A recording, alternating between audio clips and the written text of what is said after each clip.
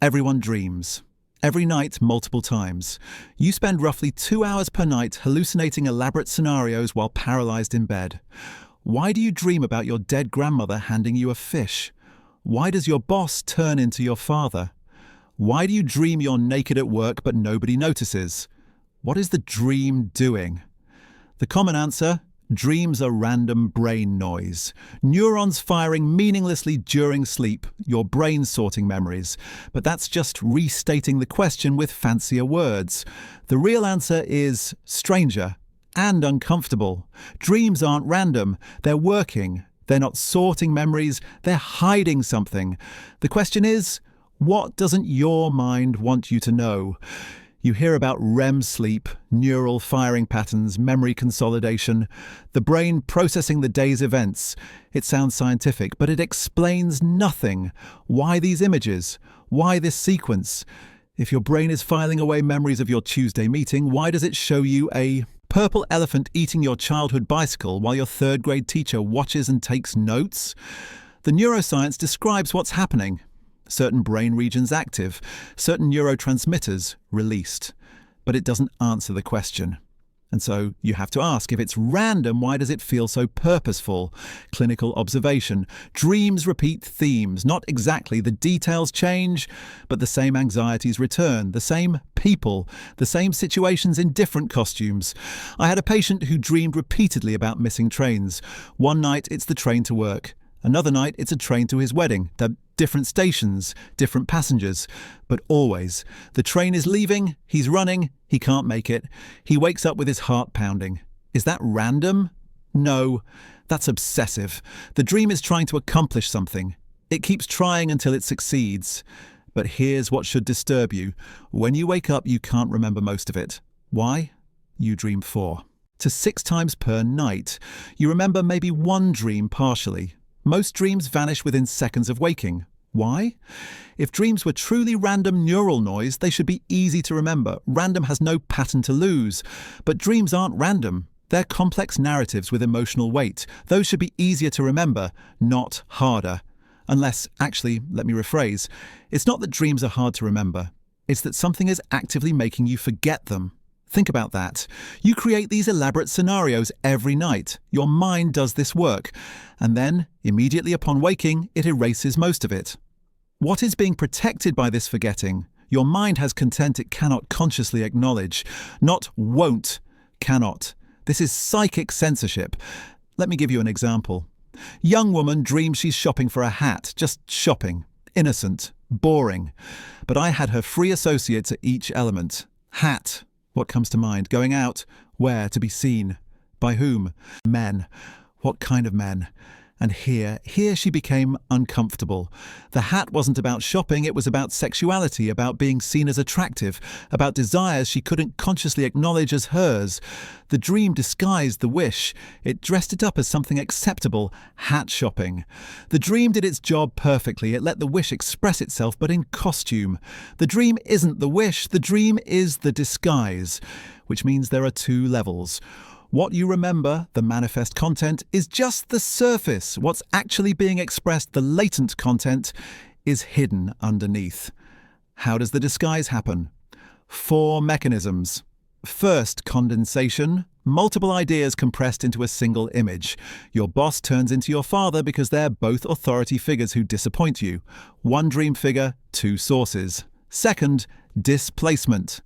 The emotional charge moves from something important to something trivial. You're anxious about your marriage, but in the dream, you're anxious about missing a train. The feeling is real. The target is switched. Third, symbolization. Abstract concepts rendered concrete. Fear of vulnerability becomes nakedness in public. Sexual desire becomes climbing stairs, entering rooms, opening doors. And fourth, secondary revision. Your mind, upon waking, constructs a reasonable story to connect all these bizarre images, making it seem more coherent than it actually was. Take that dream about your grandmother giving you a fish. You wake up thinking, weird dream about a fish, but free associate fish. What does that bring to mind? Friday meals, childhood, safety, nourishment from family, but also fish. Something smells fishy, suspicious. not right. And grandmother, family, yes, but also inheritance. What you're owed from those who came before. Put it together. The dream is saying, I want what I'm owed from my family, but I suspect I won't get it. That's the latent content. But you experience it as grandma hands me a fish. That's manifest content. The strangeness is the point. The disguise must be strange enough that you don't recognize what it's hiding. I've had patients dream about losing teeth. Every culture interprets this differently. Bad omen, death prophecy, whatever. But when we analyze, losing teeth equals loss of aggression, loss of attractiveness, childhood helplessness. The dreamer is facing some situation where they feel powerless. You might ask, why not just dream the wish directly? Because consciousness would reject it. Example, you hate your mother. You don't consciously know this. You believe you love her. If you dreamed, I hate my mother, you'd wake up, reject it immediately, feel guilty, feel awful. The defense would be triggered, so instead you dream. The house is infested with termites eating the foundation. House equals family structure. Foundation equals mother, what everything rests on. Termites equal hidden destructive force, eating away from within. You wake up, disturbed, but you don't know why. The wish got expressed, mother destroyed, but it didn't trigger conscious defense because you didn't recognize it. When patients begin to understand their dreams, they often become angry with me. You're saying I wanted that? Yes. I'm not saying you should want it. I'm saying you do. The unconscious doesn't care about should. But then, and here's where it gets interesting, if the disguise is so good, why do we remember dreams at all? Why not forget everything? Because dreams are compromises. Compromise between wish and defense. The wish says, I want to sleep with my colleague. The defense says, no, that's forbidden, dangerous, immoral. The dream compromises. You dream you're swimming in a pool with your colleague. Intimacy, bodies, pleasure. Wish expressed. But your spouse is also there, watching. And suddenly, the pool turns into a library. Other people present, setting shifts to something appropriate. Censorship applied. Neither side wins. Completely. Both get partial satisfaction. That's why you remember some dreams. The disguise is good enough that even your conscious mind can look at it and not recognize the wish. Safe dreams get remembered. Dangerous dreams, disguised too thin, vanish instantly. In 1900, I published The Interpretation of Dreams. My colleagues thought I was insane. You're saying every dream is about sex or aggression?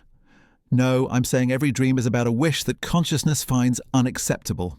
Sometimes that's sexual, sometimes it's hostile, sometimes it's simply childish, wanting unlimited attention, wanting to be special, wanting the world to conform to your desires.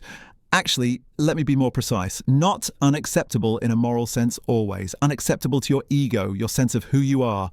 Dreams express what contradicts your self-image. Successful businessman dreams he's begging for food. That's not a wish to be poor. It's a wish to be taken care of, freed from responsibility, but that contradicts his self-image. Strong, independent provider, so it appears in degraded form. Begging. Want proof? Observe children under 5. Their dreams are transparent wish fulfillments. No disguise. Child is denied dessert. That night, dreams about eating cake. All the cake, plates and plates of it. Why no disguise? Because conscience isn't fully developed yet. No internal censor to evade. 3-year-old girl not allowed to go on a boat trip. That night she woke up and told her mother, I dreamed. I went on the boat. Pure wish. Undisguised. So the disguise develops as you develop, as you internalize rules, prohibitions, shame. The dream work is a response to civilization. The more socialized you become, the more elaborate your dreams become. Dreams get more complex as you get more civilized. The savage in your unconscious has to dress in finer and finer costumes to avoid detection. But what about nightmares? Where's the wish in being chased, falling, dying? Same mechanism, stronger defense. Being chased, that's the punishment for the forbidden wish. The wish gets expressed and punished in the same dream, or the nightmare is the disguise. The dreamer thinks, this can't be what I want. It's horrible. Man dreams he's falling off a building, his workplace, where he succeeds, his identity, falling, losing status, control, everything, nightmare clearly, but free associate. Falling also means letting go, freedom from responsibility. The nightmare disguises a relief wish. What if I could just fail and have it not be my fault? He woke up terrified, but when we analysed it, he wept. He said, "I'm so tired of being successful. I want someone to take care of me." The nightmare protected him from knowing this. Recurring nightmares, same principle, same wish, same failed compromise. The disguise isn't quite working. Too much seeps through. You wake up disturbed, or the censorship is too strong. The wish doesn't get expressed adequately. Either way, the psychic pressure remains. So the next night, the dream tries again. Different images, different scenario, but same underlying pattern. It keeps trying different disguises until it finds one that works. One that lets the wish express itself while satisfying the censorship while allowing you to stay asleep. Which brings us back to, why do we forget? Full circle now. We forget because remembering equals discovering the wish. The whole apparatus, condensation, displacement, symbolization, secondary revision, all of it designed to let the wish express itself and keep you from knowing it expressed itself. Forgetting is the final layer of defense. But sometimes you do remember. When? When the disguise is good enough that even your conscious mind can look at it and not understand. When I analyse dreams in therapy, patients often suddenly remember dreams they'd forgotten. The memory was there, access was blocked. Once we agree to look at the latent content, once we make the unconscious pact to examine what's hidden, the manifest content becomes accessible. Your mind knows what the dream means. That's why it hides the dream.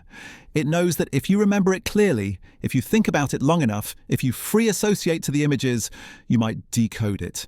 And then you'd know what you wanted. What you really wanted. What part of you is still wanting right now, even as you consciously reject it. So what are dreams for? Not memory consolidation. That's a side effect, not random firing. Too systematic for that. Function, guardian of sleep. Disturbing wish arises during sleep. If left alone, it would wake you up. The dream disguises it. You stay asleep. Guardian of sleep, but also pressure valve.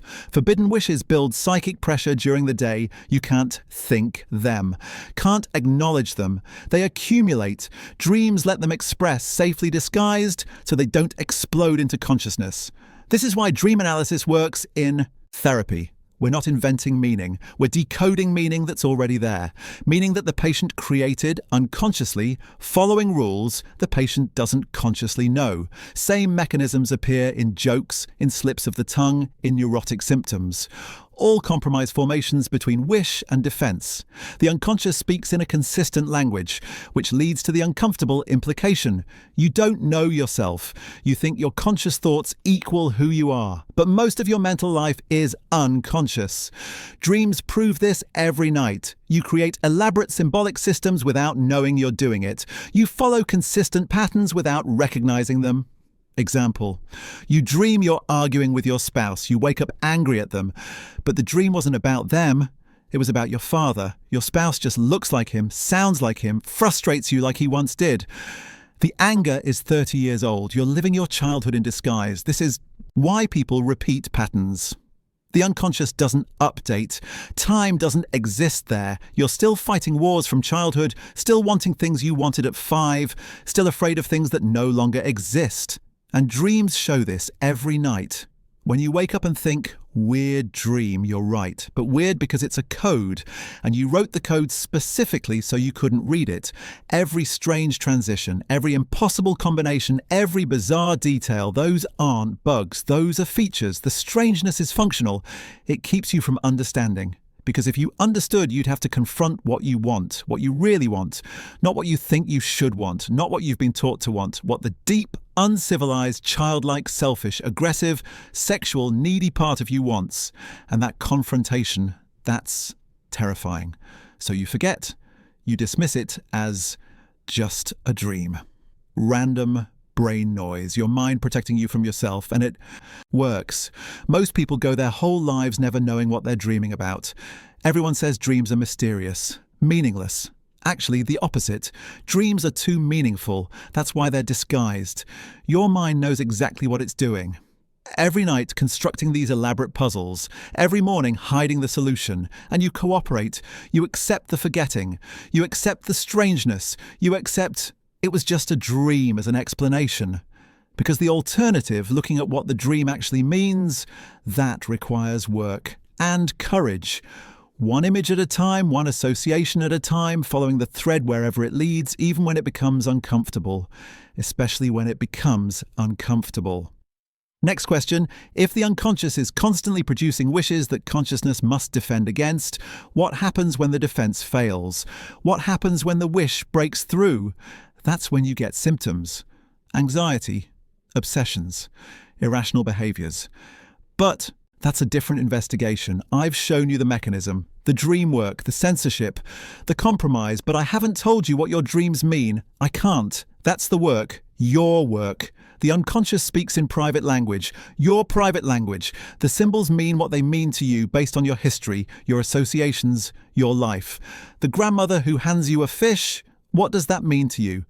Not to humanity, to you. The train you're always missing, where was it going? What were you running from or running toward? I can show you how to ask the questions. I can show you the method. Free association. Follow the thread, but you have to do the following. The unconscious doesn't give up its secrets easily. It's been hiding them from you your whole life. It's gotten very good at it.